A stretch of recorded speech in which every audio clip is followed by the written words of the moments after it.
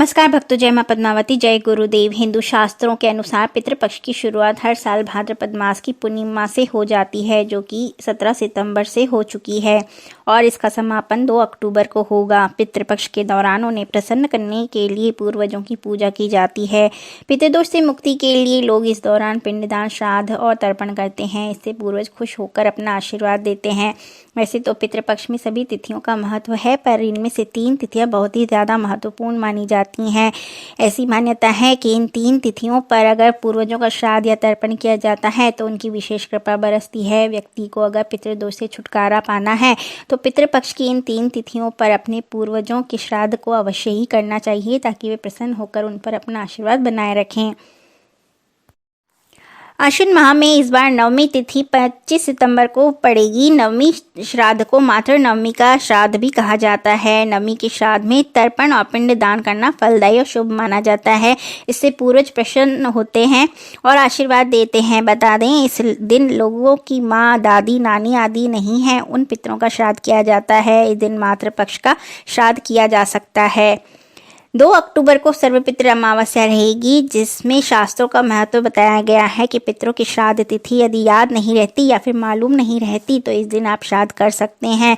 इस दिन सभी पितरों का श्राद्ध किया जाता है। पितृपक्ष में गया जाकर यदि पूजा नहीं करा सकते तो उसके लिए गयासुर 16 दिन तक गाय के मुख में रहते हैं। श्राद्ध पक्ष में इस दिन 16 दिन तक गाय को भोजन कराएं। भोजन शुद्ध व सात्विक होना चाहिए। स्नान करके ही भोजन बनाकर देना चाहिए।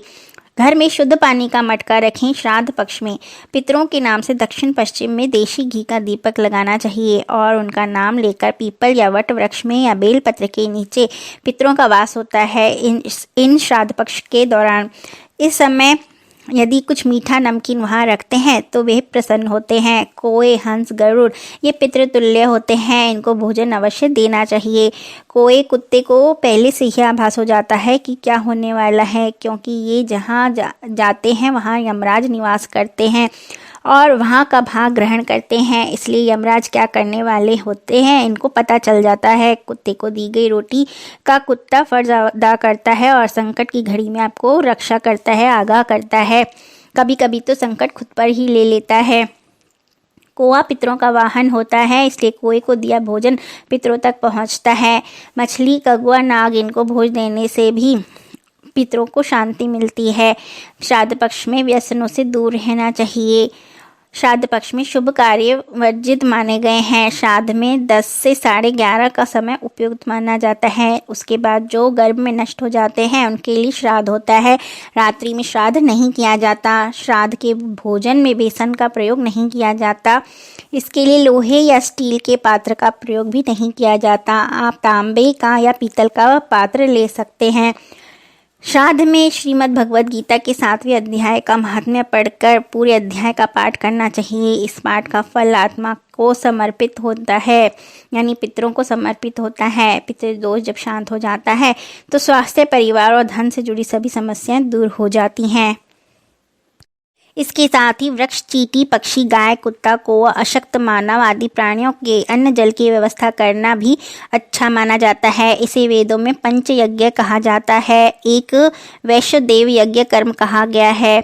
यह सबसे बड़ा पुण्य माना गया है। कछुओं और मछलियों को नियमित रूप से आटे की गोलियां डालने और चींटियों को भुने आटे का बूरा मिलाकर खिलाई गई पंजीरी आपको हमेशा पुण्य फल प्रदान करती है। प्रतिदिन कौवे और पक्षियों को दाना डालने से पितृ तृप्त होते हैं।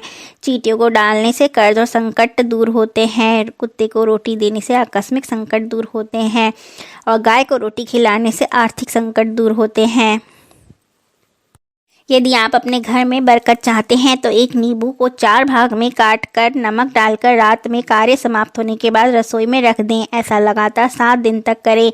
यह उपाय रंग से राजा बना देता है। धन, धान्य, ऐशो आराम की कभी कमी नहीं रहती और घर में बरकत बढ़ती है, सुख शांति आती है, नकारात्मक ऊर्जा समाप्त होती है और घर में लक्ष्मी जी का वास होता है।